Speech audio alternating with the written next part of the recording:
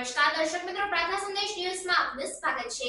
કઠલાલમાં વ્યાજખોરોના ત્રાસથી કંટાળીને યુવાને આત્મહત્યા કરી। કઠલાલ નગરમાં 32 વર્ષના એક યુવાન દ્વારા વ્યાજખોરોના ત્રાસથી વહેલી સવારના સમયે અગમ્ય કારણોસર તેઓના ઘરે ગળે ફાંસો ખાઈ આત્મહત્યા કરી લેતા ચકચાર મચી જવા પામી છે। કઠલાલ સોલાની ખડકીમાં રહેતા અને બજારમાં લસણ મરચાની દુકાન કરતા ધર્મેન્દ્ર ઉર્ફે મિર્ચીને છેલ્લા 1-2 વર્ષથી નાણાંની જરૂરિયાત ઊભી થતાં કઠલાલ બજારમાંથી જુદી જુદી વ્યક્તિઓ પાસેથી નાણાં વ્યાજથી મેળવ્યા હતા, પરંતુ તેઓ આ લેણદારોને નિયમિત રૂપે વ્યાજ તથા મુદ્દલ નહીં ચૂકવી શકતા તેઓ દ્વારા પૈસાની પઠાણી ઉઘરાણી કરી વ્યાજના આપે તો બોલાચાલી કરી ઘરે આવી ઝઘડો કરતા અને વારંવાર તેને શારીરિક અને માનસિક ત્રાસ આપી મારી નાખવાની વાત કરતા હતા।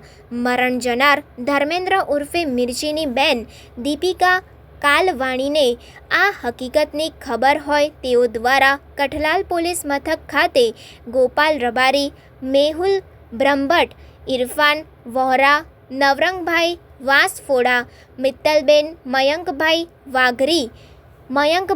વાઘરી તેમજ મહેશભાઈ રબારી સામે પઠાણી ઉઘરાણી કરી શારીરિક માનસિક ત્રાસ આપનાર વ્યાજખોરો સામે આત્મહત્યા માટે મજબૂર કરવા બદલ કઠલાલ પોલીસ સ્ટેશને ફરિયાદ નોંધાવી છે। ત્યારે કઠલાલ નગરમાં છેલ્લા કેટલાય સમયથી સ્કીમો અને નાણાં ધીરધારના લાયસન્સ વગર ઊંચા વ્યાજે ધિરાણ કરવાની પ્રવૃત્તિ વધી રહી છે અને તેના ચક્કરમાં કેટલાય લોકો ફસાયા હોય તેવું ચર્ચાઈ રહ્યું છે। પ્રાર્થના સંદેશ ન્યૂઝની તમામ લેટેસ્ટ અપડેટ્સ માટે ચેનલને હમણાં જ લાઈક, શેર અને સબસ્ક્રાઇબ કરો।